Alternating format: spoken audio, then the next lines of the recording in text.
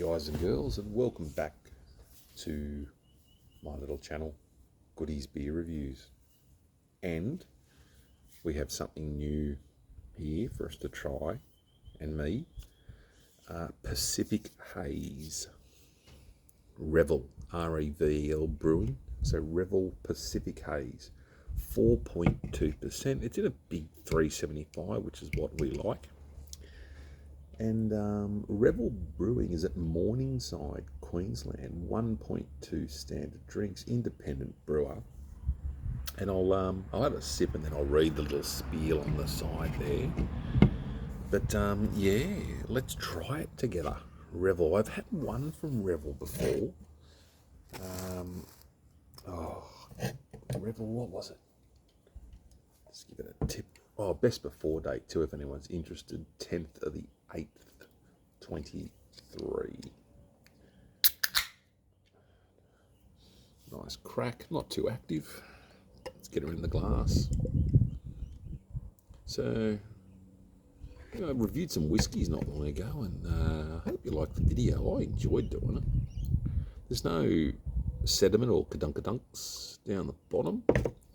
The colour, very light coloured, light to nearly, it's over lemon, but it's been in between orange. I know I always refer to fruit with colours, but anyway, you do your boo-boo. So yeah, to the nose we go. I've got some interesting statistics to come up from a job that I know a few people in, so. Oh, that smells very fruity. Very fruity.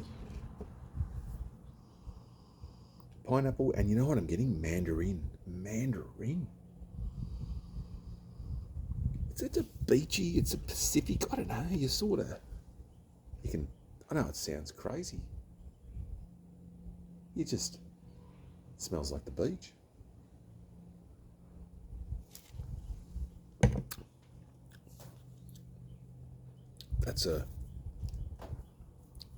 That's definitely, it's like a pale ale. I'm going to read it because it just says Pacific Haze. So is it an XBA? Is it a pale ale? Is it just a lager with haze? Like, it's very fruity. Evoking the everlasting feeling of a sunny afternoon overlooking Australia's majestic Pacific Ocean, our Pacific Haze pours a straw yellow with a light haze. We've showcased Raiwaka and Motuska hops. Wow, getting more rare on the hops there. Throwing notes of citrus and stone fruit with a hint of spice in the background. Yeah, 1.2 standard drinks. Okay, so you're up like a Bolter Easy Hazy. My neighbours must think I'm bloody mad talking to the phone. I don't care.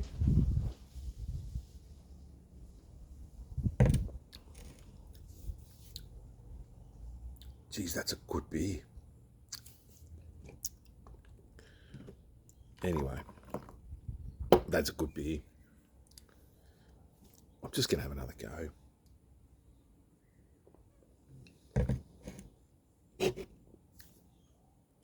Yeah, you definitely have a few of those.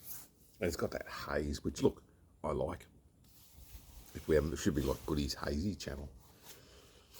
Anyway, here's some statistics. I've got a mate who works in, let's just say, law enforcement, New South Wales, or did work in there, and he's not working there anymore. But you wonder why. I read today in the paper too, and in the last few months, there's been teacher shortages and police shortages, but I'm just focusing on the police, New South Wales police today. And a shout out to them all, and stay safe and be good, kind to each other, and to the people. But I remember not long ago, they offered this thing like if you've got 9 or 10 years experience, you can apply to leave the job and get 2 years full pay, like a redundancy without tax. So say you're like a senior connie, 10 years in, 90 base wage, 80, 90K plus overtime. Oh, probably about 80, 85, 90 probably. Yeah, plus other things. But you know what, that's 2 years pay and you're out, and you've got a diploma because you've done your diploma in policing, which can translate into other courses and stuff. So it's not a waste of the years. But they're aiming for or allowing 250 applications to do that out of the, 17,000 police. And only like 8 or 9 of them would probably 8-9K work on the road. But they received over, I think my friend said it was like 2,900 applications. You work for someone or you work for a government job for up to 10 years and you expect at least to, I don't know, it's like the experience. You can't lose the experience in a job like that. The verbal communication, the respect, and you give it to get it. I get it. I'm talking out of my butt, but you just, 10 years, I'd rather speak to an officer that's been in the job 10 years plus in, say, the general field than an officer who's been in a year. And that can be good and bad, but generally they're just, or 20 years, back in the day. You always looked at rank and went, not does he know more, he just more common sense. Common sense. And one of the other statistics, you'll like this one. I fell off my chair nearly, not because of the whiskey.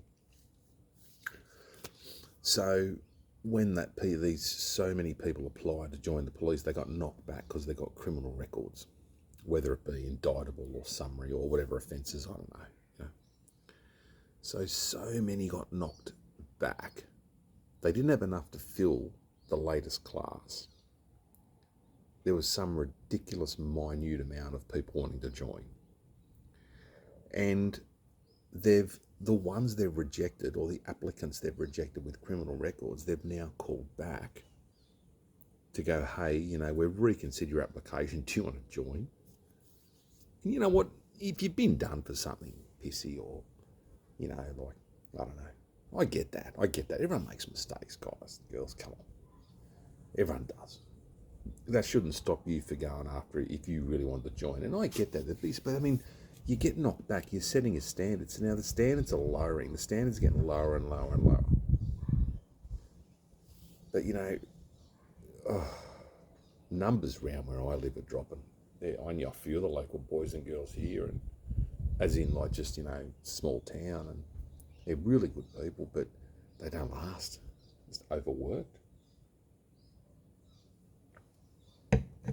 Got this one friend, and he burnt out bad.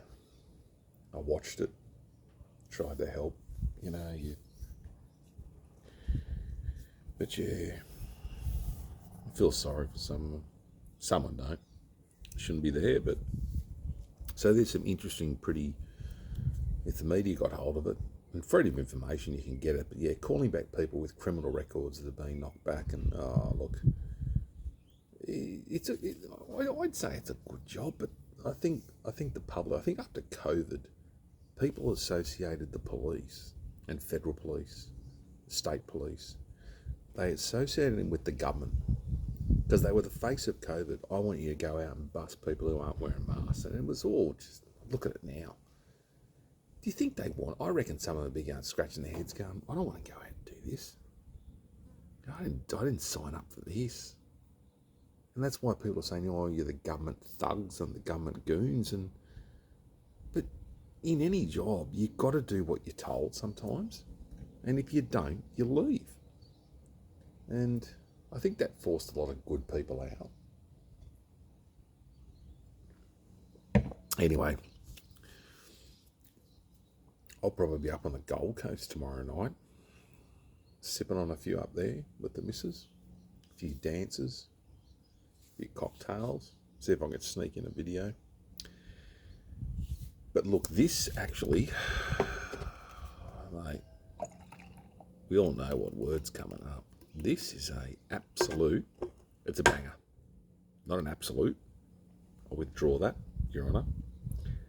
A banger. That is a banger. I don't know what it is.